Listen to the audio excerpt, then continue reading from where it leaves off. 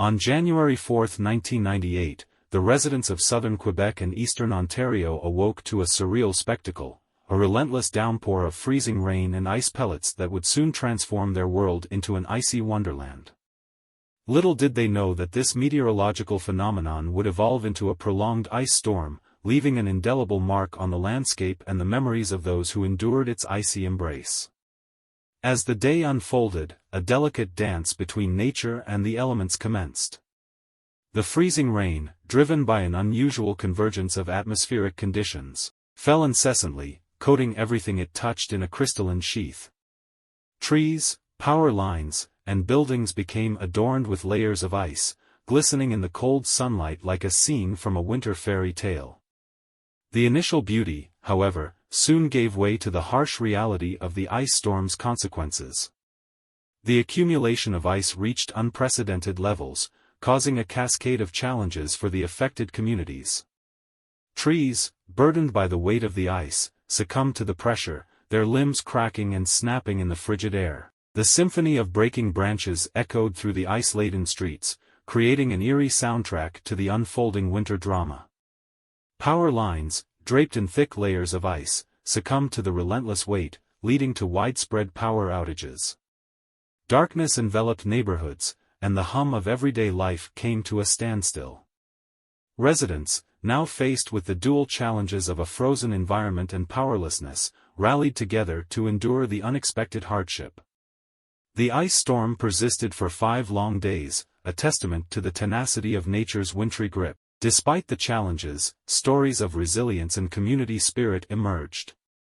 Neighbors helped neighbors, sharing resources and warmth. Emergency services worked tirelessly to provide assistance, navigating treacherous roads and navigating the icy landscape to reach those in need. As the final day of the ice storm approached, a collective sigh of relief echoed through the frozen region.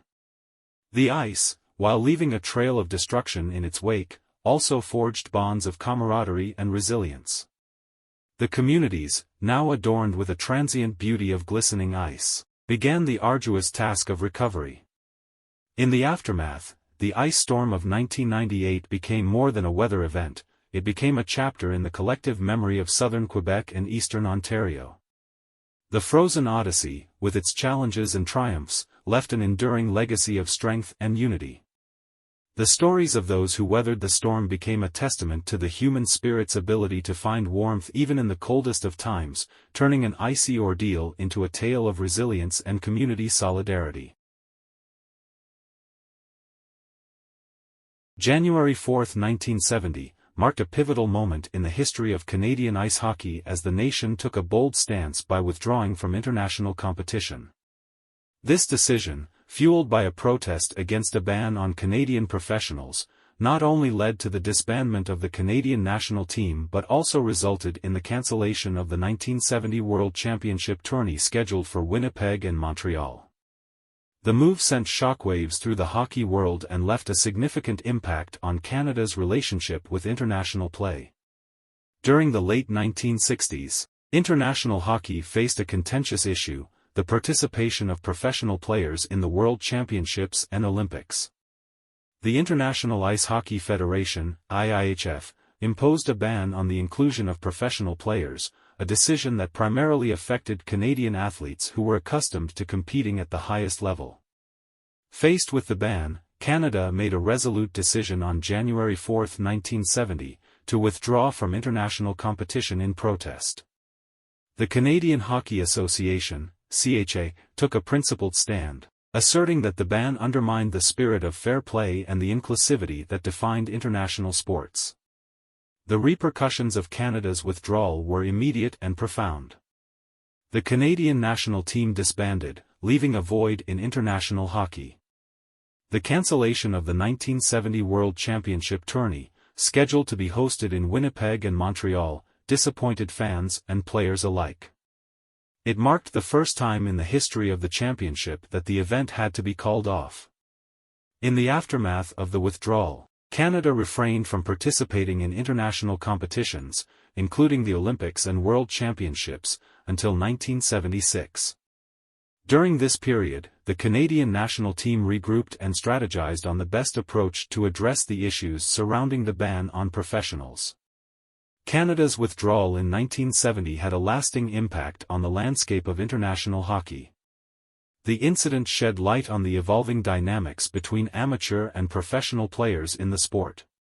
Ultimately, the stand taken by Canada influenced subsequent negotiations and discussions that led to the eventual inclusion of professional players in international competitions, shaping the future of hockey at the global level. January 4, 1970, stands as a significant date in the history of Canadian ice hockey, symbolizing the nation's commitment to the principles of fair play and equity in international sports.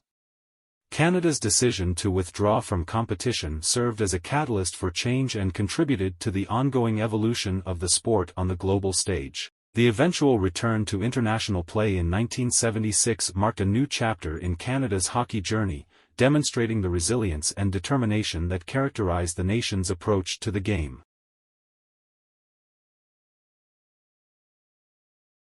On January 4, 1908, Canada bid farewell to one of its most celebrated sports figures, Ned Hanlan, a man whose prowess in rowing made him a national hero and an icon in the world of sports.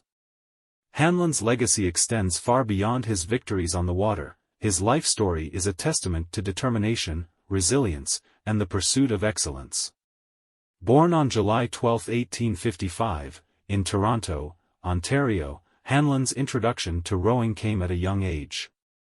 Growing up near the Toronto Islands, he developed a deep affinity for the water.